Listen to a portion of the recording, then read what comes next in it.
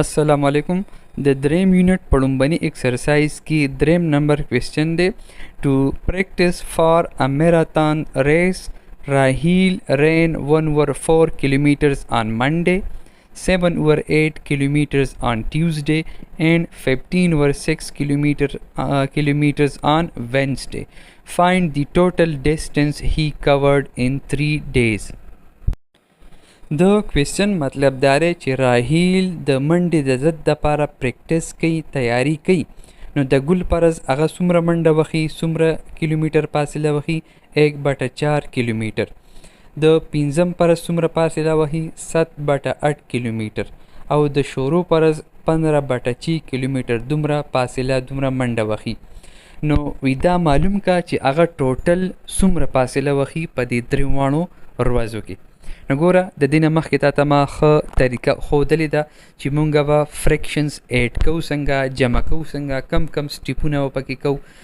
سبټریکشن یعنی فریکشنز به یو فریکشن به د بل فریکشن نه ماینس کوو څنګه، منفي کوو څنګه، هغه ټول ډیټیل مونږ ویلی دی. په دې کوېسچنو کې به مونږ صرف په کوېسچنو باندې ځان پویه کوو، او چې کوم ایډیشن یا سبټریکشن دی هغه به زه تا ته ډایرکټ وایم چې د دې نه به دا جواب راځي. ټیک ده، تا ته په سکرین رام شي، خو نور مزید وضاحت نه کوو، ډایرکټ آنسر ته به راځو.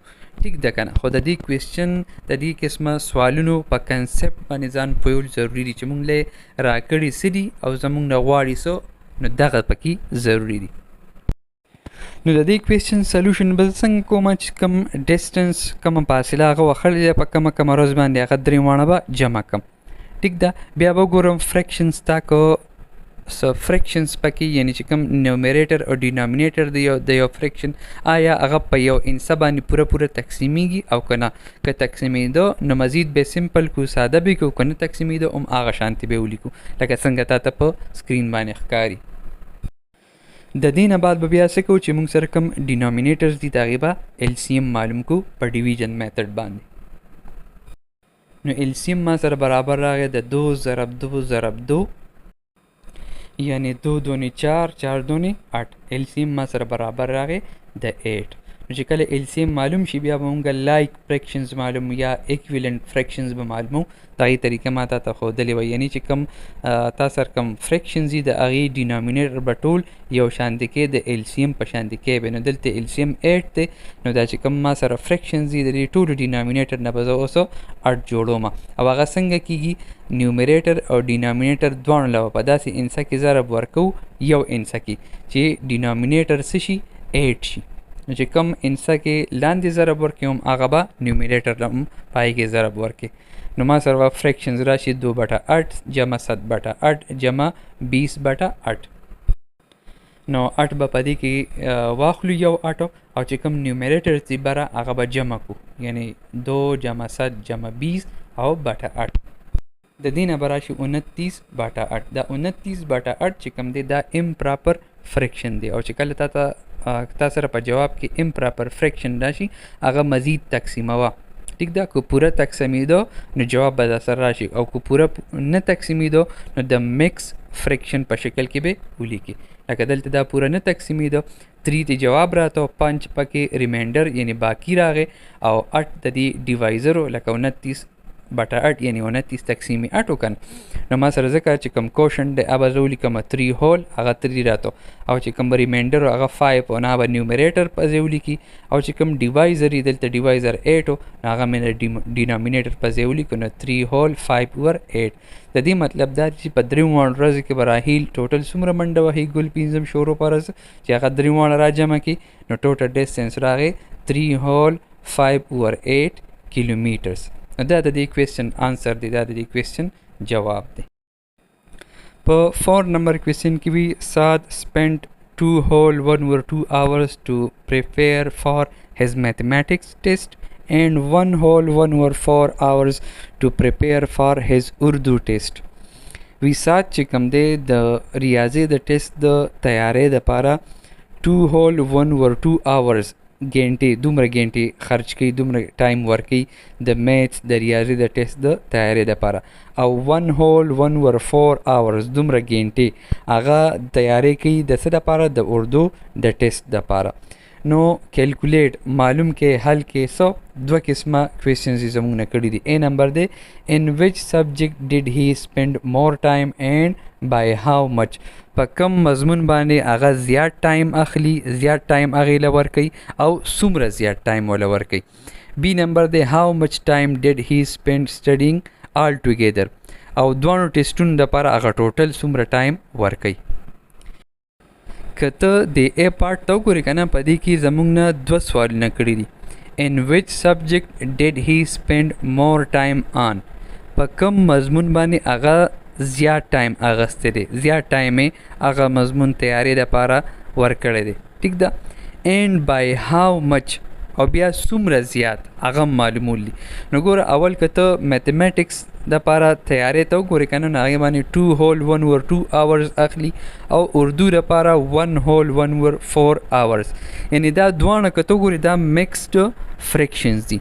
نو چې کله تا سره مکسډ فریکشنز دي که نه، ته به دې کې څنګه معلومې چې کم یو فریکشن لوی دی او کم یو وړوکی دی. نو دې دپاره زه ته اسانه طریقه ښیم. دې کې چې په دې مکس فریکشنز کې چې کوم هول نمبرز دي اول به ته هغې ته وګورې.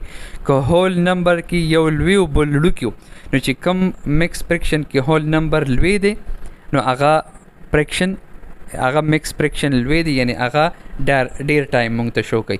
نو په دې وجه دلته که ته وګورې یو 2 دی بل 1 دی، په 2 whole 1 over 2 کې 2 هول نمبر دی که نه، او په 1 whole 1 over 4 کې دا 1 هول نمبر دی.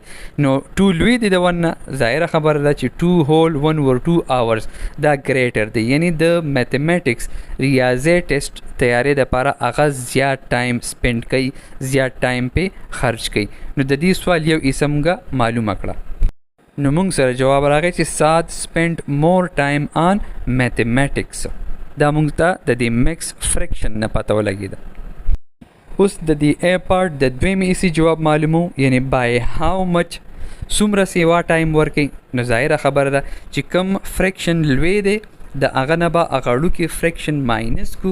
نو مونږ ته پته ولګي چې په دې کم سبجیکټ له چې دې زیات ټایم ورکي هغه څومره زیات ټایم وله ورکي. نو ځکه ما 2 whole 1 over 2 د دې نه مې ماینس کړی دی 1 whole 1 over 4. یعنی د میتھمیټکس دپاره چې څومره ګینټې اخیستې دي د هغې نه مې د اردو دپاره چې کومه ګینټې دي هغه مې ترې ماینس کړي دي، سبټریکټ کړي دي.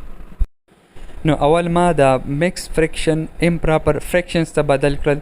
نو د 2 whole 1 over 2 نه 5/2 راغی او د 1 whole 1 over 4 نه 5/4 راغی.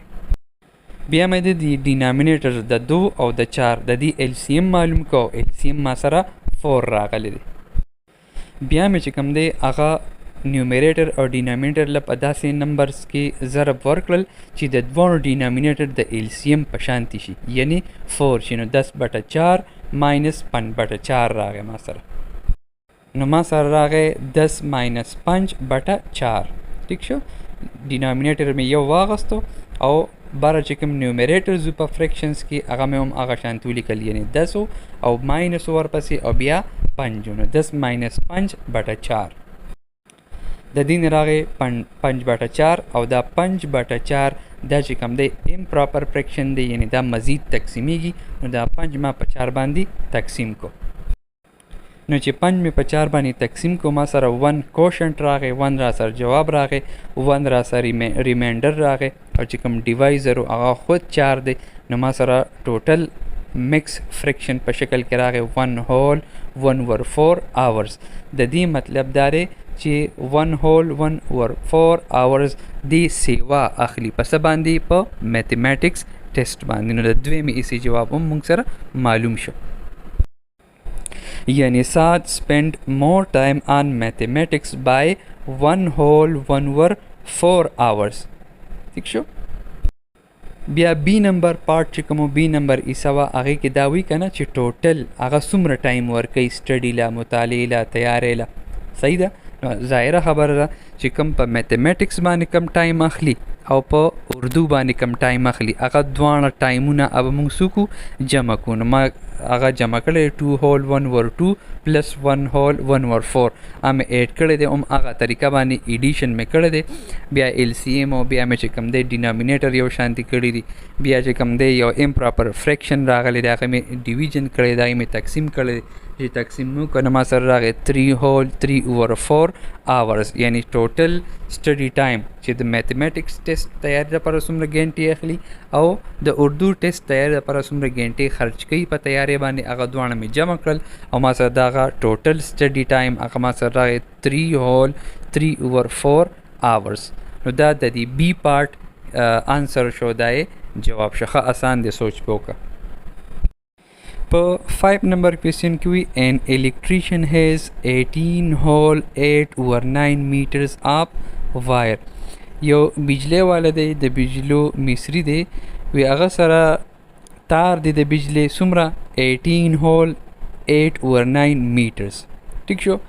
if he uses 2 or 9 meters and 2 hole 1 over 3 meters in 2 rooms په 2 کمرو کې هغه تار استعمال کړی دی 2/9 میټره او 2 هول 1 over 3 میټره. ټیک د دومره په یو کمره کې او په بله کمره کې دا استعمال کړی دي. کیلکولیټ نو حل کې معلوم کې هاو مچ وایر ډیډ هی یوز ټوټل هغه څومره تار استعمال کړی دی د بجلی. بی نمبر دی هاو مچ وایر ډز هی هیو لیفټ او هغه سره باقی یعنی پاتې تار څومره چې څه استعمال شو نو باقی پاتې وسره اوس څومره تار دی. نو ښه ایزي ښه آسان کوېسچن دی. مونږ ته پته ده چې ټوټل وایر هغه 18 هول 8 over 9 میټر دی او چې کم وایر یوز شوی دی کم تار استعمال شوی دی هغه دی 2/9 میټر او 2 هول 1 over 3 میټر.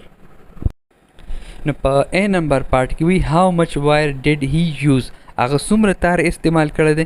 نو ښه آسان دی. په یو کمره کې 2/9 میټر استعمال شو او په بله کمره کې 2 هول 1 over 3 میټر هغه دواړه ما جمع کو. د فریکشن هغه ایډیشن هغه طریقه مې وکړه چې ایډیشن مې وکړه ایل سی ایم آر سره هغه پوره پروسس هغه پوره سلوشن چې عام یې وکړو نو ما سره وایر یوزډ یعنی استعمال شوی تار څومره راغی 2 هول 5 over 9 میټرز یعنی 2 هول 5 over 9 میټر هغه تار هغه استعمال کړی دی. دا د دې آنسر دی. لږ سوچ او فکر پې وکړه. اوس په بی نمبر پارت کې وی هاو مچ وایر ډز هی هیو لیفټ څومره تار هغه سره باقی پاتې شوی دی. څه خو هغه استعمال کړه کنه نو هغه سره څومره تار اوس پاتې دی. ښه ایزي دی ښه آسان دی. ټوټل وایر ماینس وایر یوزډ داسې ما دا حل کړی یعنی چې ټوټل هغه سره کم تار وو د هغې نه مې څه ماینس کو کم تار چې هغه یوز کړی دی استعمال کړی دی. نو ما سره راغلی دی 18 هول 8 over 9 ماینس 2 هول 5 over 9 داسې راغی. نو د دې دا سبټریکشن د دې هغه منفي کول چې ما په کم طریقه باندې وکړل لکه څنګه ما مخکې کوېسچنز کړو نو ما سره آنسر راغی ما سره جواب راغی وایر لیفټ 16 هول 1 over 3 میټر 16 هول 1 over 3 میټر. بله خبره دا ده دلته ما سره چې کوم فریکشن راغی که نه هغه میکس فریکشن هغه مزید حل کېدو دا 16 هول 3 over 9 په دې کې چې کوم نیومریټر او ډینامینیټر دی یعنی 3 د نیومریټر او 9 ډینامینیټر دی نو دا دواړه داسې نمبرز دي چې دا په یو انسه پوره تقسیمیږي یعنی په 3 باندې پوره تقسیمیږي یعنی ما سره دا برابر دی د 16 هول 1 over 3.